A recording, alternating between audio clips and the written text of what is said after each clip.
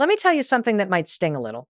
Most of us have been living under a loud, shiny, socially accepted lie that sounds like ambition but feels like anxiety. We've been sold, really, that the only way to be somebody is to do more, work harder, move faster, sleep less, hustle every damn day. And we bought it. We swallowed it whole because everyone around us was drinking from the same cup. The world told us that if we're not sprinting, we're slipping. If we're not busy, we're behind. If we're not grinding, we're invisible. And for a while, that belief lights you up. You tell yourself, I'm pushing, I'm building, I'm chasing my dream. But somewhere along the way, something starts to break. You stop feeling inspired and you start feeling wired. Your mornings begin with a knot in your chest. Your nights end with your mind racing through unfinished to-do lists. And in the silence between those hours, the stillness you no longer allow yourself to have, there's this whisper, is this really what strength looks like? See, hustle culture sold us the illusion of progress. But the truth, it often keeps you trapped in survival mode. When everything becomes urgent, nothing is meaningful. When you're always chasing, you stop choosing. We confuse motion with direction.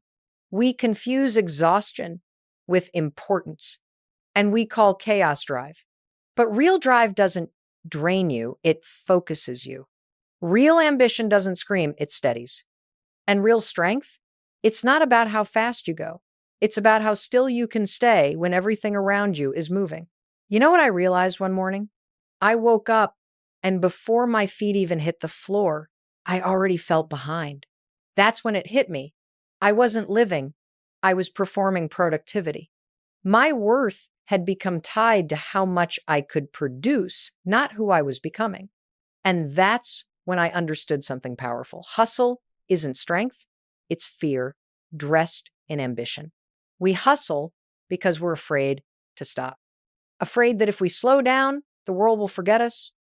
Afraid that if we rest, we'll lose our edge. Afraid that calm means complacent. But calm is not the opposite of ambition. Calm is where real power begins. Because when you're calm, you can see clearly. You can think deeply. You can choose wisely. And choices made from calm, not panic, are the ones that build peace, not pressure. So maybe, just maybe, the next great revolution in your life isn't about working harder. It's about feeling deeper. It's not about chasing faster. It's about learning to pause long enough to remember who you are when you're not performing for the world. That's the lie we've been sold, that strength looks like speed. But the truth? Strength looks like stillness that doesn't break under pressure. It's the quiet confidence that whispers, I don't need to prove my worth, I just need to live it.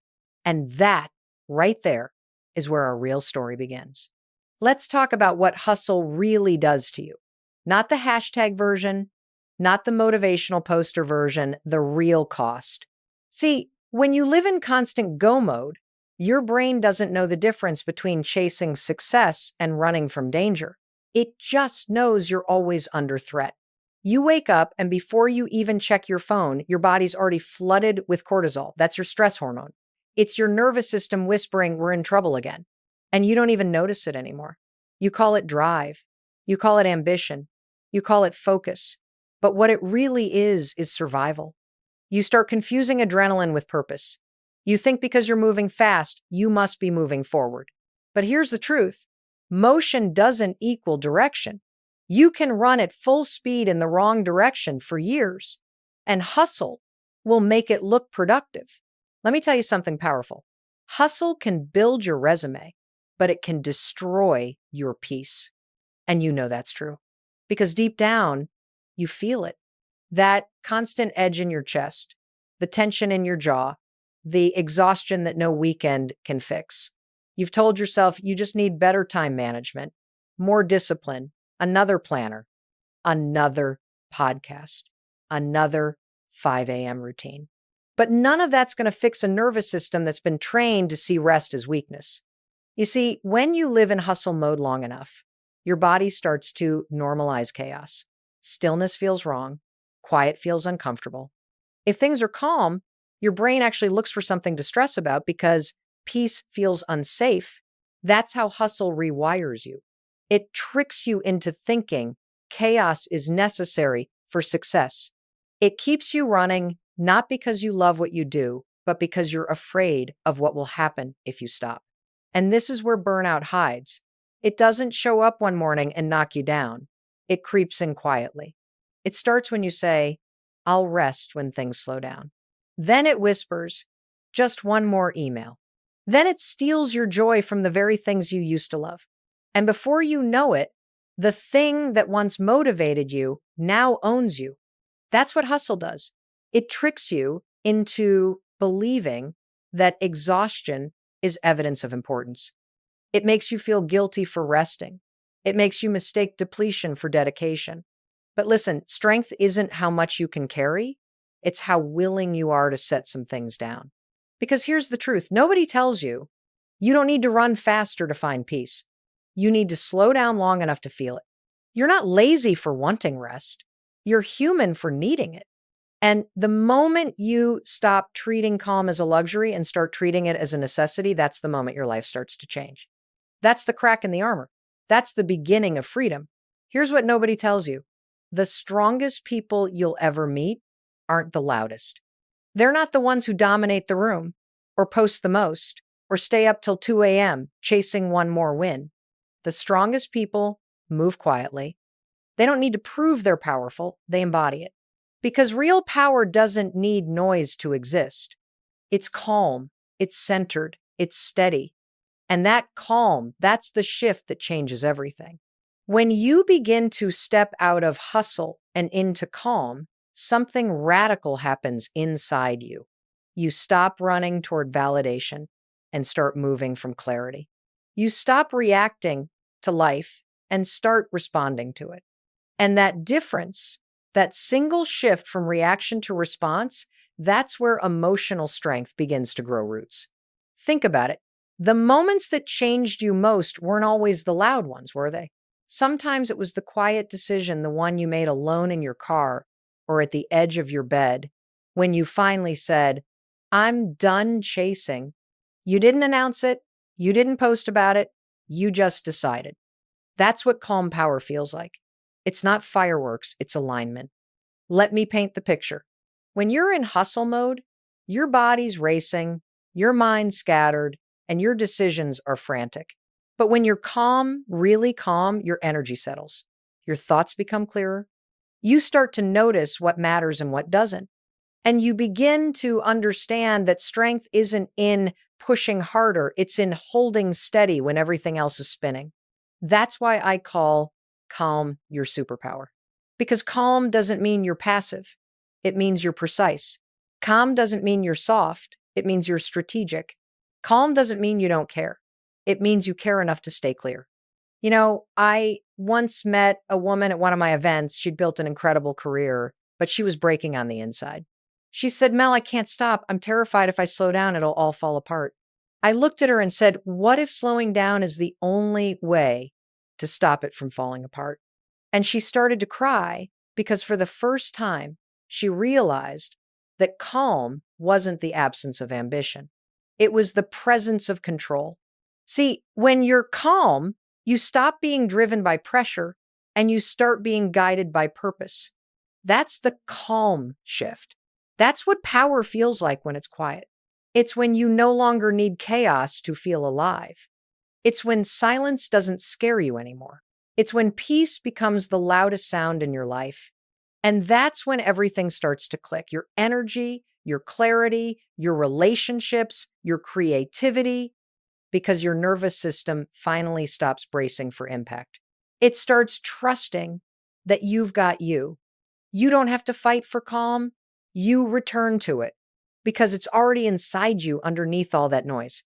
So the next time you feel the urge to rush, to prove, to push pause, take one deep breath and remind yourself, calm is not the opposite of strength. Calm is strength, refined, intentional, and completely unstoppable. That's when you'll start to notice something profound. The less you force life, the more it starts to flow.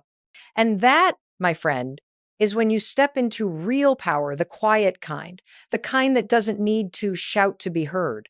Let's talk about how to build emotional strength, because calm isn't something you wait to feel, it's something you practice. It's not a mood, it's a muscle. And like every muscle, it grows through use, resistance, and repetition. You want emotional strength? You build it in the moments when you don't want to. You build it in the pause between reaction and response. You build it when you want to scream, but instead, you breathe. That's not weakness, that's mastery. 1. Awareness before action. Here's the first step: awareness before action. Most people react before they even realize they're triggered. They fire off the email, they raise their voice, they spiral in their head. But emotional strength begins the moment you catch yourself before you go there. That's awareness. That's the doorway. The next time you feel your chest tighten, your tone sharpen, your heart race, pause. Literally say to yourself, I'm triggered right now. That one sentence pulls you out of autopilot and back into consciousness. You can't control what happens to you, but you can always control the story you tell yourself about it. And that story determines how much power you keep or give away. 2, the 5-second reframe. Now, you know my favorite tool, the 5-second rule. But this isn't just about taking action. It's about taking control. When you feel the wave of emotion hit, the anger, the fear, the urge to react, count down. 5, 4, 3, 2, 1. And in that gap, you give your brain time to shift gears from reaction to response. That's neuroscience.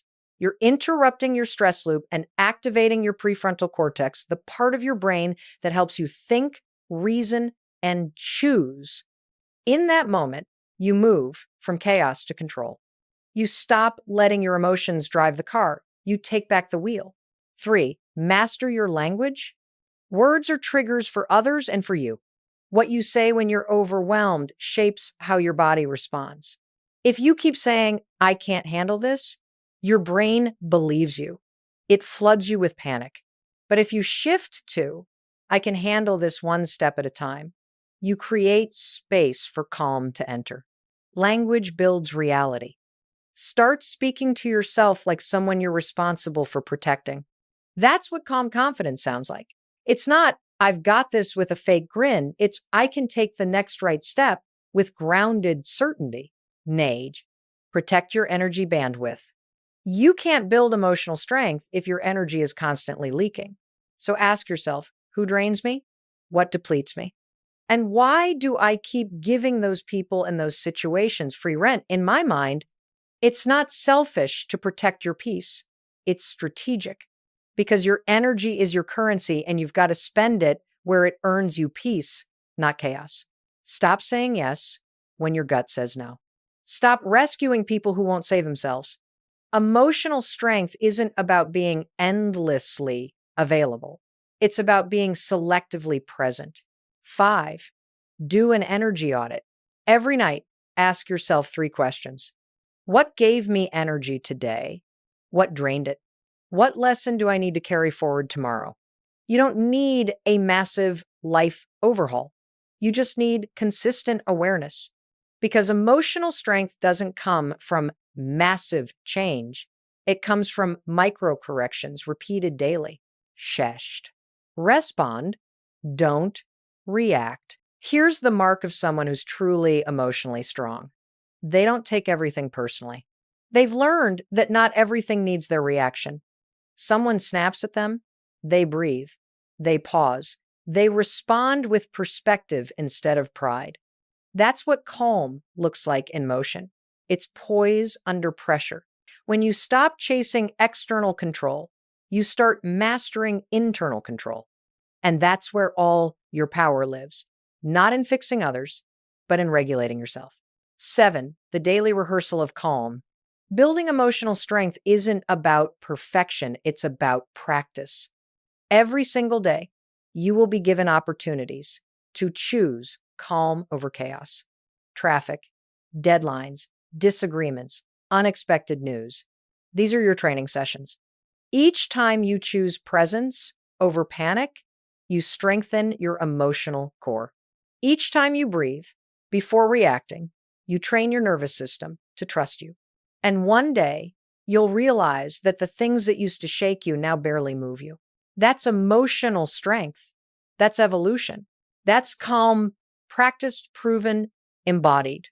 And when you start living like this, something shifts not just inside you, but around you. People will feel it. They'll sense the steadiness in your energy. They'll trust you more. They'll listen more. Because calm doesn't have to announce itself. It commands respect without saying a word. You are not here to be a reactor. You are here to be a regulator of your energy, your choices, and your peace.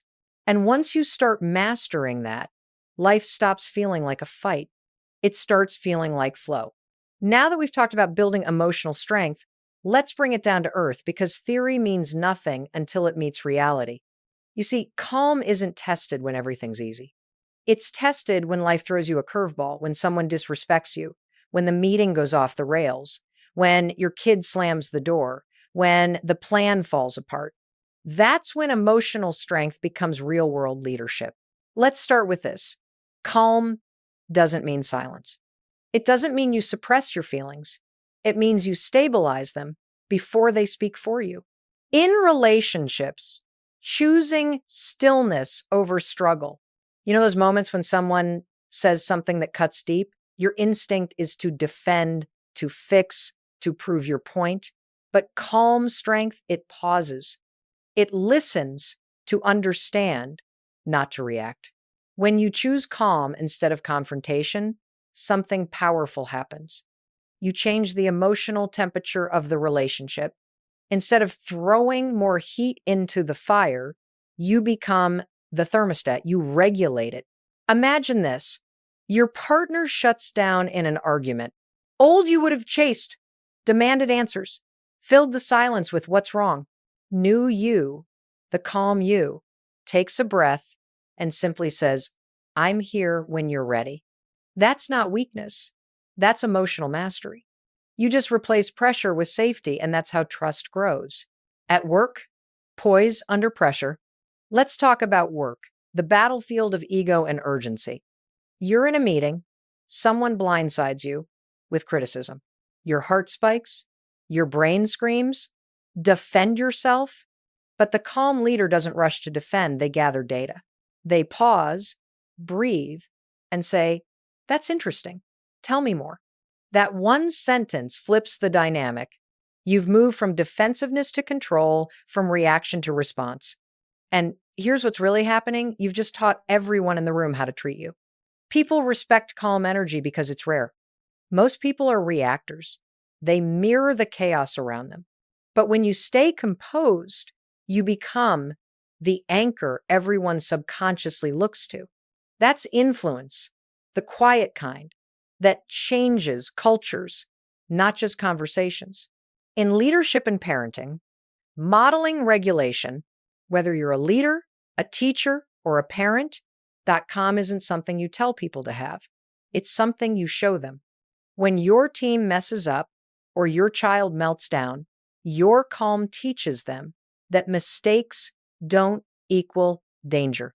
You regulate their nervous systems by regulating your own. The calm leader doesn't shout to assert authority. They lead by emotional consistency. The calm parent doesn't rush to fix every problem. They hold space for learning and resilience. Because every moment of chaos is an invitation to teach presence, not panic. In life, the mirror moment. Here's what you'll notice as you practice this. The more calm you bring to chaos, the less chaos controls you. People will start reacting differently around you. Your presence alone will begin to diffuse tension. Why? Because emotional energy is contagious. Your calm gives permission for others to ground themselves. And that's when you realize calm isn't passive. It's transformative. It changes rooms, relationships, outcomes, and lives. You stop feeding the drama and start feeding direction. You stop demanding control and start creating clarity. And the chaos that once used to shake you, it starts losing its power. Because here's the truth, life will never stop being unpredictable. But when calm meets chaos, you stop being the victim of every storm. You become the eye of it, steady, clear, and unshakable. That's what emotional strength looks like in the real world. It's not that chaos disappears, it's that it no longer defines you. Now, I want to take you beneath the mindset into the body, because calm isn't just a concept, it's a physiological state. And if you've lived your life in hustle mode, your nervous system has learned to associate stillness with danger. Let me explain. Every time you push through exhaustion, skip rest, ignore your emotions, you're training your nervous system to stay in high alert. You've programmed your body to think survival is your baseline. That's why even when nothing's wrong, you still feel tense. Your body doesn't know how to feel safe anymore. So how do you fix that? You don't think your way into calm. You train your way into it. Step 1, the 90-second rule. Here's the truth about emotions. They only last about 90 seconds in your body if you don't feed them. That surge of anger, panic, or frustration, it's just chemistry. If you pause, breathe, and let it move through you, it dissipates. But when you replay it in your head, you re-trigger the emotion over and over. So the next time you feel the spike stop, close your eyes and breathe slowly for 90 seconds. Say to yourself, I'm safe. I can handle this. That single minute and a half is your reset button. You're teaching your body, we're not in danger. We're in control. Step 2, the power sit. Every day, take 2 minutes, no phone, no music, no multitasking, and just sit, feet grounded, shoulders relaxed, deep breaths. It will feel weird at first because your nervous system isn't used to peace, but this stillness retrains your brain to associate calm with safety. You're literally rewiring your body's operating system from fight or flight to rest and reset. You're not doing nothing. You're recalibrating your entire emotional engine. Step 3, pattern interrupts. When your stress response kicks in, it needs a signal to stop. That's why small physical resets are so powerful. Shaking out your hands, rolling your shoulders, or even splashing cool water on your face. It's your way of saying, hey, body, we're not being chased. You can relax now. Your nervous system listens to action more than logic. So give it evidence, not explanations. Step 4, the breath that brings you back. If you remember nothing else, remember this. Your breath is your anchor. When chaos hits, control your exhale.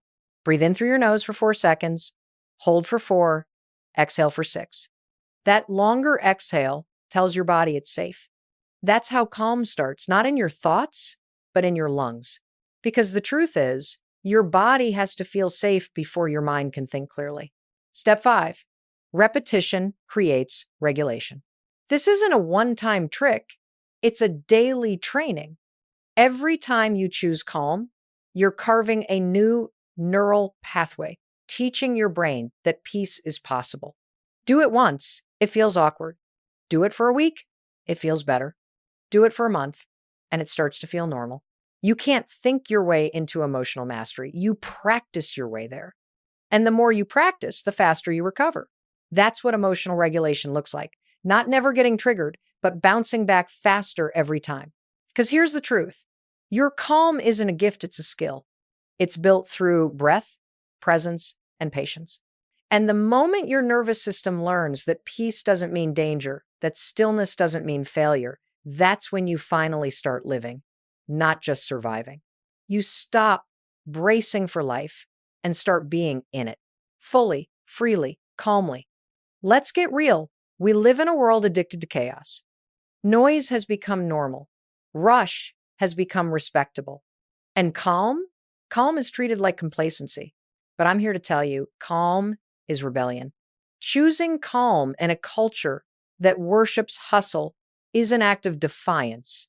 It's saying, I refuse to let anxiety set the rhythm of my life. It's saying, I will not let urgency decide my worth.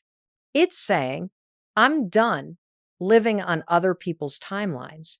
Every time you slow down, instead of spiraling, you're rebelling. Every time you choose a deep breath over a sharp reaction, you're breaking the pattern.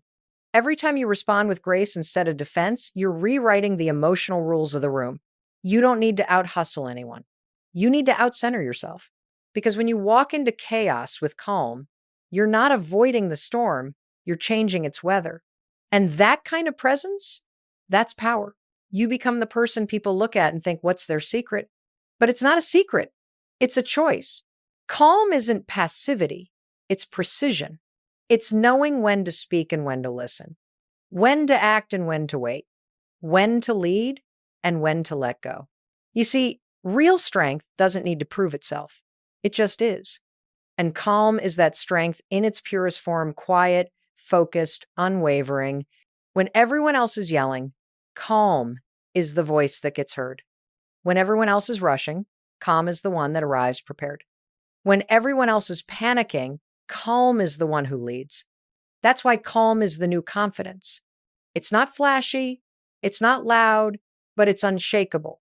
Because confidence that depends on control is fragile, but confidence built on calm is unbreakable. And here's the truth. You don't need the world to slow down for you to find peace. You just need to stop matching its speed. Let everyone else run on fumes. You choose rhythm. Let them chase applause. You choose alignment. Let them burn out. You burn steady. Because when you master calm, you're not following the world anymore. The world starts following you. That's the rebellion.